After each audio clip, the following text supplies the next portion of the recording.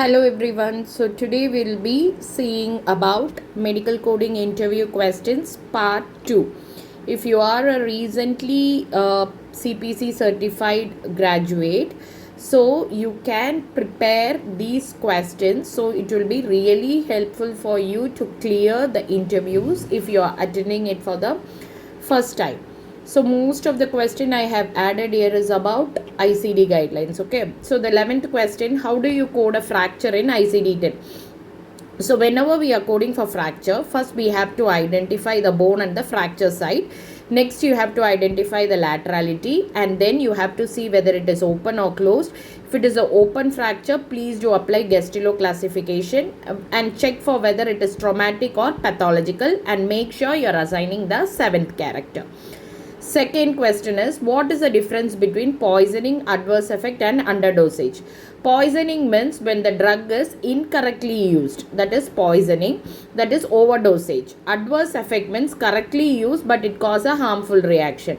Underdosage, less than prescribed, like dosage is taken less than prescribed. These are the differences.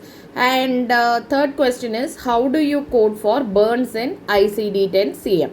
So burns are coded based on the severity, that is degree, and then location, that is body part affected, and total body surface area. And always make sure you are assigning the 7th character to indicate the encounter type, that is whether it is initial, subsequent or sequelae. And next question is, what is sequelae in ICD-10? Sequelae refers to a residual condition that remains after the acute phase of an injury or illness that has resolved. So whenever we are coding for sequelae, we have to assign two codes, that is first for the present condition and second for the previous condition with 7th character. Yes. And the 5th question is, how do you code a patient with multiple condition related to diabetes? So when multiple condition occurs, that is diabetes related conditions are occurring, you should use a combination code from the category E08 to E13, which specify both the type of diabetes and its complication. Each complication should be coded separately using the most specific combination codes.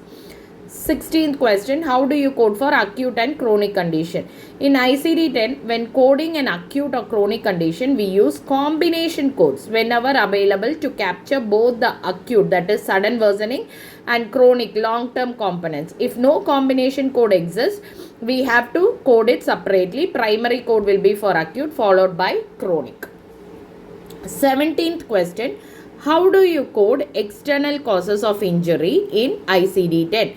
External cause codes mostly occurs with V00 to Y99, and it mainly describes how the injury or health condition has happened, the cause, the intent, whether it is accidental or intentional, and the place of occurrence, activity, what the person was engaged in, and finally the patient's work status.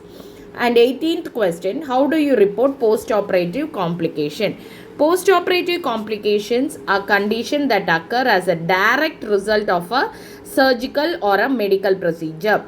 These are the code used in T80 to T88 along with any additional details about the specific condition.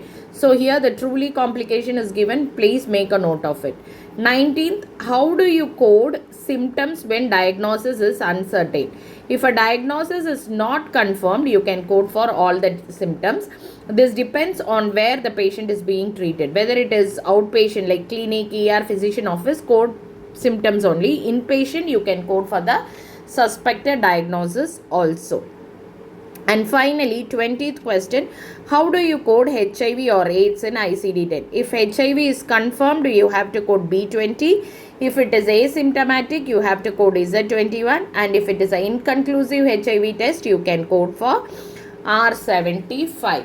So these are the remaining part 1 continuation, part 2 questions.